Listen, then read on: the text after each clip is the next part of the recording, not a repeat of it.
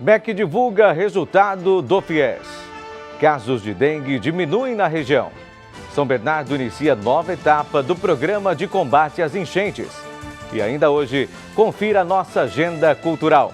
Sexta-feira, 1º de julho de 2016, está no ar o J Mais ABC.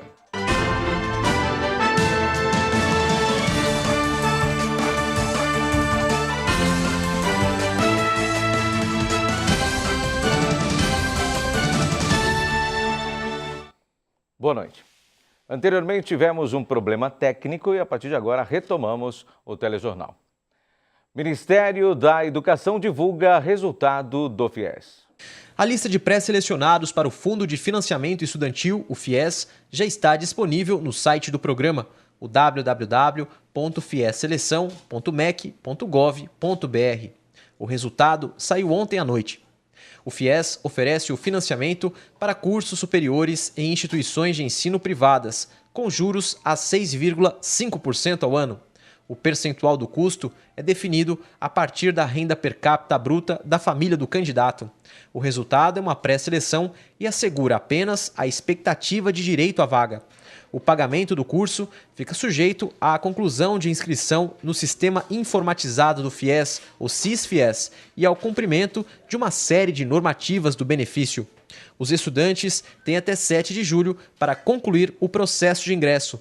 A edição deste ano oferece 75 mil financiamentos. Quem não tiver o nome na lista vai automaticamente para a fila de espera, aberta de 4 de julho a 10 de agosto. A Prefeitura de São Caetano do Sul, por meio da Secretaria Municipal de Serviços Urbanos, está instalando em toda a cidade 100 novas unidades de lixeiras. O objetivo da ação é alcançar todos os bairros e as diversas ruas do município para aumentar a limpeza urbana e a coleta de lixo. As novas lixeiras são maiores que as comuns e, pelo porte e capacidade de armazenamento, vão ajudar a gerar menos sujeira e empecilhos nas ruas. A Secretaria de Serviços Urbanos informa também que não é permitido o descarte de resíduos sólidos, como móveis e entulhos, nas novas lixeiras, que são destinadas somente ao lixo comum. Região volta a registrar queda nos números de dengue. As cidades do ABC tiveram redução de 66,2% nos casos suspeitos de dengue, no comparativo com o ano passado. As notificações caíram de 26.772 para 9.001. Nos registros de contaminação no próprio município, foram 272 ocorrências em Santo André, 226 em Mauá, 216 em São Bernardo, 206 em Diadema, 25 em São Caetano e 6 em Ribeirão Pires. Vale lembrar que os números divulgados pelo Grupo de Vigilância Epidemiológica da Secretaria de Saúde de São Paulo, após coleta de dados junto às cidades do ABC, foram prejudicados devido à interrupção dos testes sorológicos para confirmação, por determinação da Coordenadoria de Controle de Doenças vinculada ao governo do estado. A sexta-feira amanheceu com nevoeiro, mas durante o dia o tempo ficou firme na região. Veja a previsão do tempo para o fim de semana.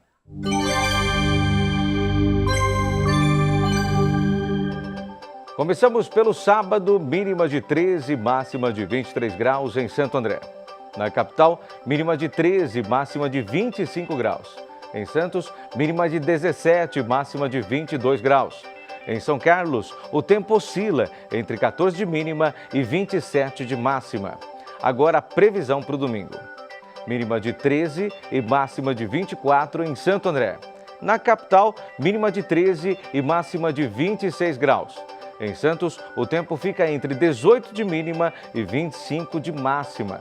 Em São Carlos, a temperatura fica entre 14 de mínima e 27 graus de máxima. E no próximo bloco, recebo o economista Ramon Barazal. Confira também como fechou o dólar nesta sexta-feira. O J Mais ABC volta em instantes.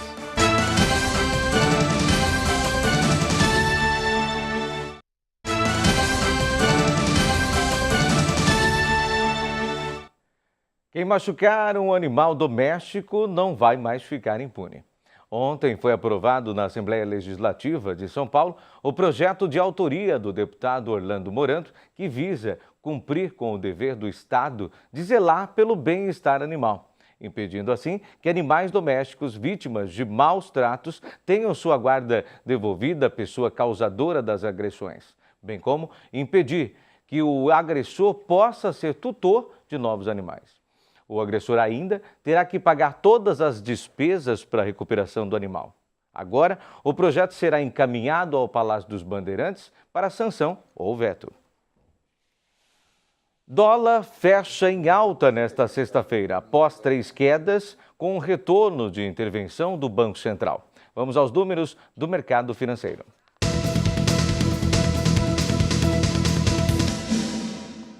O dólar encerrou em alta de 0,46%, vendido a R$ 3,22. O euro fechou o dia em valorização de 0,35%, cotado a R$ 3,58. A Bovespa terminou em alta de 1,15%. Prefeitura de São Bernardo inicia nova etapa do programa de combate às enchentes no centro da cidade. O consórcio Centro Seco, responsável pelo empreendimento, iniciou 2 novas frentes de trabalho este mês.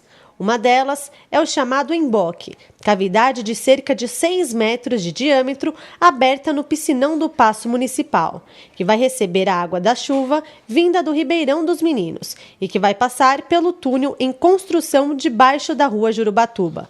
A outra é o desvio da rede coletora de esgoto da Sabesp na Avenida Aldino Pinotti. Em todo o município, estão sendo investidos cerca de 600 milhões para combater os alagamentos. O Piscinão do Paço, o maior de todo o complexo de obras, terá capacidade para armazenar 190 milhões de litros de água. Ou seja, sempre que o reservatório estiver perto de atingir sua capacidade total, a água entrará na galeria já concluída, que conduzirá em direção ao Ribeirão dos Meninos, na Lauro Gomes. Os moradores que queiram conhecer o túnel podem agendar a visita, sim, pelo e-mail drenar@sambernardo.sp.gov.br ou pelo telefone 11 4341 8613. As visitas são feitas aos sábados entre 8h30 e 11 horas da manhã. Agora eu recebo na bancada o economista Ramon Barazal. Vamos falar sobre famílias endividadas. Boa noite, seja muito bem-vindo. Quanto às famílias endividadas, quando e quantas hoje? Tem muita gente, né, Barazal? Seja bem-vindo, boa noite. Boa noite, Maurício, boa noite aos amigos de casa. Nós temos muita gente endividada, evidentemente, em função disso que vem acontecendo no país, já não é de agora, eu diria mais especificamente há 2, 3 anos para cá, quando a renda das pessoas começou a diminuir, começou a cair, e nesse sentido nós percebemos que o endividamento das famílias começou a crescer. Isso se agravou ainda mais no último ano, é verdade. É uma preocupação que nós todos temos e a torcida, evidentemente, Maurício, é para que a gente saia dessa situação e que um número cada vez menor de famílias se envolva com isso. Agora, para sair, qual é a melhor solução que você sugere? Bom, evidentemente que para sair a melhor solução é você não entrar, não é? Quer dizer, você ter uma situação onde a gente tem a condição de evitar o endividamento, mas as pessoas que estão endividadas, elas têm que necessariamente fazer uma escolha daquilo que vão fazer com o dinheiro que conseguirem em relação às suas dívidas. Isto é, pagar aquelas dívidas em primeiro lugar que tenham taxas maiores de juros ou que estão com vencimento muito próximo e deixar as outras um pouco para depois, digamos assim. Evidentemente que essa é uma discussão que tem que ser feita por cada pessoa e por cada família. Não há uma receita que valha, Maurício, para todos de forma igual. É preciso que você analise caso a caso, cada família verificar exatamente o que está acontecendo para aí tomar a sua própria decisão. Bem, já que não existe uma receita, existe uma maneira de não se entrar e não se obter dívida nenhuma?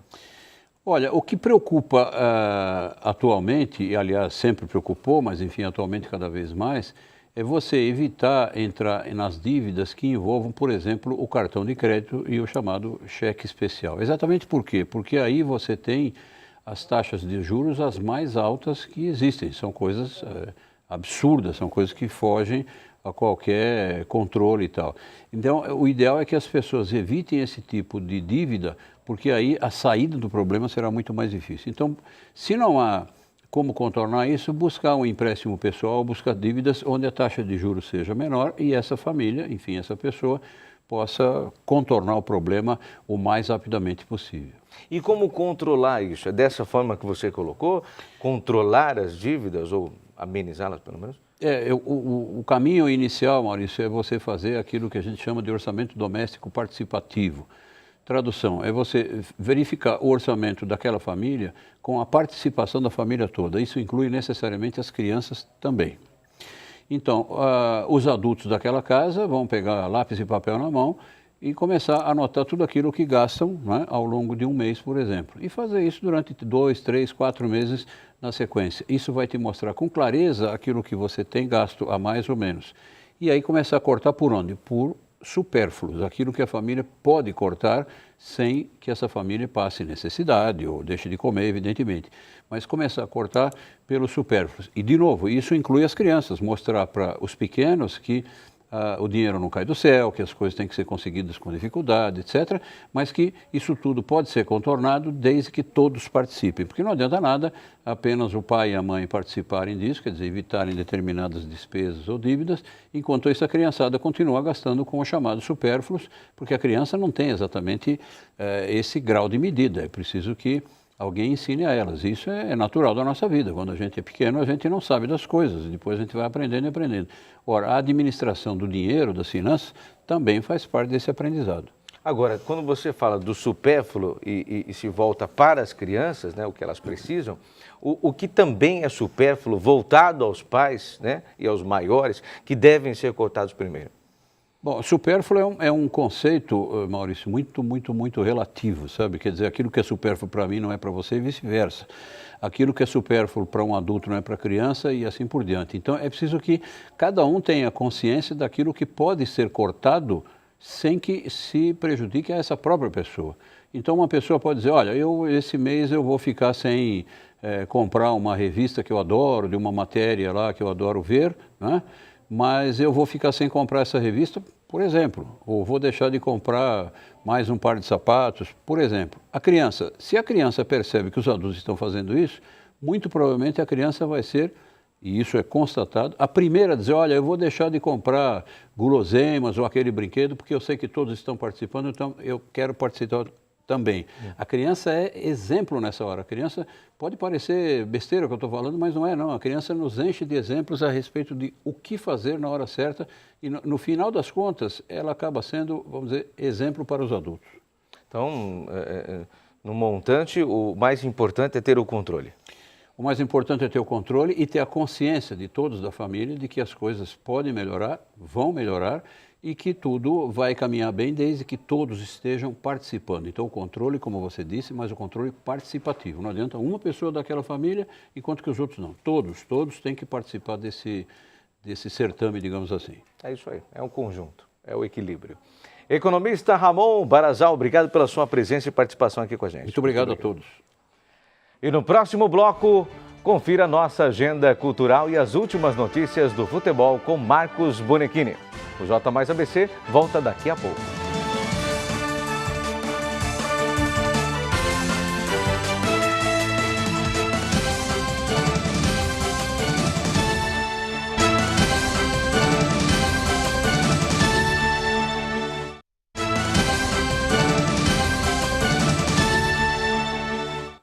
O Centro Regional de Formação em Segurança Urbana, localizado em São Bernardo, está realizando curso de ingresso para guardas dos municípios de Diadema, São Caetano, Franco da Rocha e Itaquaquecetuba. Os futuros oficiais passam por 4 meses de instrução, na qual são abordados, entre outros temas, a Lei Federal 13.022, que institui normas gerais para os guardas municipais, e o Estatuto Geral da Guarda. A turma de Diadema, que conta com 39 participantes, iniciou a formação em abril e segue até julho deste ano, ou seja, até este mês. Já a turma de São Caetano, com 28 integrantes, teve início em junho e deve se formar em setembro de 2016. Inaugurado em dezembro de 2015, o centro reúne profissionais de segurança da região e promove capacitação, interação e formação ampla dos guardas municipais de toda a região, de modo a alinhar ações e métodos de trabalho. Essas e outras notícias você pode acompanhar também no portal www.tvmaisabc.com.br. Vamos às principais notícias do futebol no nosso Giro Esportivo.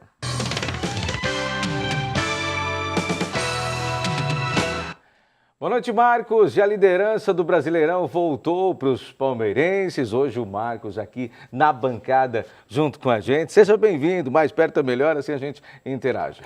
Legal, boa noite, Maurício. Prazer é meu estar aqui dividindo a bancada, né? Ocupando um pouco ela com você. O Palmeiras que, na realidade, nem perdeu muito a liderança, mas teve o Corinthians ameaçando, né? E ontem não deu para o Figueirense que não havia vencido nenhuma partida no Campeonato Brasileiro fora de casa, não ia ser no Allianz Parque com o Palmeiras tão forte que venceria. E uma sonora goleada, o Palmeiras 4-0, 2 gols de novo do Gabriel Jesus, e agora o time retoma a liderança e deixa o Corinthians na vice. É isso aí. E a rodada no final de semana, alguma chance de mudança no quadro de classificação? O que tem por ver? O que você espera que possa acontecer? Olha, os times paulistas têm confrontos difíceis, né? O Corinthians tem um clássico das massas, né? Contra o Flamengo, em casa, tem chances de vencer e fazer 3 pontos, incomodar o Palmeiras. O Palmeiras que só joga na segunda-feira fora de casa contra o Sport Recife. O Santos acaba enfrentando a Chapecoense, que é uma da equipe que está tendo uma regularidade grande, apesar da pequena Chapecoense, né, tendo uma regularidade grande, um time chato, joga também contra a Chapecoense. E o São Paulo vai com o time reserva enfrentar a Ponte Preta em Campinas, cheio de dor de cabeça para o Baus aí, que vai ter na quarta-feira o confronto semifinal da Libertadores, cheio de jogadores contundidos. Aí vai ser complicado esse final de semana, principalmente para o São Paulo. E agora o que a gente pode esperar para o esporte logo mais? Quais são os destaques aí para todo mundo ficar aguardando? Isso aí que a gente já falou, dá mais detalhes desse Brasileirão aí, o que está rolando, o que rolou no dia de hoje dos times grandes, né? A gente sempre traz essas informações quentinhas, né? Os treinamentos, o Corinthians vai ter mudança aí no time, inclusive, mudança importante, hein? Você, torcedor corintiano aí, vai poder saber disso. Vamos falar do esporte regional, sempre dos times da região. O Mauaense joga esse final de semana, a 4ª divisão, o Mauaense está fazendo uma grande campanha aí na 4ª divisão, rumo ao acesso. E hoje a gente tem um convidado para falar de corridas de rua, né? Que é uma febre no Brasil. Então a gente vai receber aqui, ele que é publicitário e corredor de rua, o Rafael Fernandes, vai falar sobre as corridas de rua que rolam aqui na Grande São Paulo, no ABC, enfim, pelo Brasil afora também. Além de tudo é saúde, né? Correr sempre é bom, sempre faz bem. Marcos, bacana te receber aqui no balcão e um ótimo programa mais tarde. A gente vai ficar aguardando para acompanhar tudo. Legal, obrigado, uma boa noite. Estou esperando todo mundo, às 8 da noite, Esporte Mais. É isso aí. Agora vamos direto com o repórter André Gianocari, que traz informações do trânsito nesta sexta-feira. Boa noite, André. Boa noite, Maurício. A gente está aqui no retorno da José Cabaleiro, em Santo André, bem na região central. E daqui a gente consegue ver a perimetral. Vou pedir para o Renato Lima, nosso cinegrafista, mostrar como é que está a perimetral. Agora, diferentemente do que a gente já noticiou em outras edições do J+, está tudo bastante tranquilo. A gente vê do lado direito o sentido Mauá, sentido micro-região do ABC, Mauá, Ribeirão, Rio Grande. E no sentido do lado esquerdo, a gente observa então os carros que vão para Santo André, vão para São Caetano e também para São Bernardo do Campo. A nossa equipe apurou que nesse momento, aqui a cidade de Santo André, onde nós estamos, apresenta 21 quilômetros de vias congestionadas, dentre as quais as avenidas Dom Pedro II, a Avenida dos Estados, a Prestes Maia e também a Ramiro Coleone. Já nas avenidas Lino Jardim e Portugal, o trânsito flui normalmente. Agora daqui a gente vai lá para a rodovia Anchieta para saber como está o trânsito nesse momento. A gente apurou também que na rodovia Anchieta o tráfego apresenta lentidão em direção ao litoral paulista do quilômetro 15 ao quilômetro 22 devido ao excesso de veículos. O motorista também deve tomar bastante cuidado com a visibilidade porque no trecho Serra a neblina está bastante intensa nesse momento. Portanto, atenção redobrada aos nossos motoristas que vão rumando aí para o litoral de São Paulo. André Gianocari com imagens de Renato Lima para o J+, ABC. Muito obrigado, André. Se você não quer ficar em casa no final de semana, então confira as dicas da nossa agenda cultural.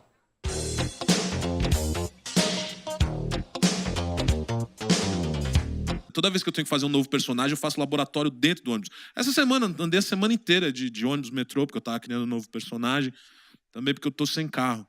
Mas são detalhes. O humorista Robson Nunes, conhecido por seus diversos papéis na televisão e por ter um dos shows de humor mais tradicionais de São Paulo, vai se apresentar em São Bernardo. A comédia stand-up, com esquetes de improviso e personagens do ator como o rapper Mano Braulio e o conselheiro Jason, Robson mostra seu show com sua desenvoltura no palco. Ele vai se apresentar neste sábado no Teatro Lauro Gomes, às 8h30 da noite. Os ingressos custam de R$ 25 a R$ 50 e a classificação indicativa é de 14 anos. Pede o documento para ele, fala comigo! Ainda no sábado, você pode dar boas risadas com os comediantes Zé Neves e Afonso Padilha. Não, o cara tá chamando garçom, né, mano? Cara, você... Pensei, não sou não, só tô querendo chamar o garçom. Atende aqui o maluco de rosa aqui, pra mim, por favor. Zé Neves, contador de piadas e personagem de situações das mais engraçadas, sempre foi um Nelson Rubens da vida. Nas suas narrativas, aumentando e sem inventar para conseguir o que ele classifica como prêmio, o riso alheio. Ele chega na estante e fica assim, ó, ô moço, eu tenho Hemovitus para hemorroida, o senhor pediu? 200 e 500 gramas, qual que você quer? Maneiro esse. Já Afonso Padilha, considerado um dos humoristas revelações em 2012, passou pelo programa da Ana Hickman, esteve no programa Danilo Gentili e divide autoria com Fábio Porchat em vídeos do fenômeno da internet. Os dois comediantes vão se apresentar neste sábado no Hilários Comedy Bar. O stand-up começa às 7h da noite. A classificação indicativa é de 18 anos e os ingressos custam R$ 30. Tô brincando, tá da hora. Tá com a mina do lado, tá da hora. Parece o Barney. Ele é roxo, nem parece, né? Seja muito bem-vindo. Você é da onde? Você é daqui de Curitiba mesmo? São José dos Pinhais aí, ó, quase do lado do Acre aí. Formado em 2010 por Rodrigo DS e Momusca, o Moçambique Rap apareceu trabalhando bastante e participando de festivais e se apresentando em vários lugares da cidade de São Paulo e região do ABC. Em 2013, foi lançado o primeiro trabalho do Moçambique Rap, o EP O Rap é a Minha Força. O show de pré-lançamento do novo álbum, Dinheiro Sujo, será neste domingo, no Teatro Clara Nunes, às 5h da tarde. Os ingressos custam R$ 5 e a classificação é livre. Pra que sempre resistiu, uma luz que clareou, um horizonte que surgiu. Ficou, sumiu, não saiu vazado, partiu calado, sorriu de lado, focado e inspirado. E assim por si só, fazer o traçado no caminho. Meu aliado tava jogado, mas hoje eu não tô sozinho, não. Uma música, eu sei quanto custa, vamos nessa, rapaz. Que o tempo não para, vamos de cara, é nóis, sem nada mais. Usando o mic, viu quebrado. E o J Mais desta sexta-feira termina aqui. Outra exibição do nosso telejornal você confere à 00h30. Nós voltamos na segunda-feira, às 7h. Até lá, um excelente final de semana.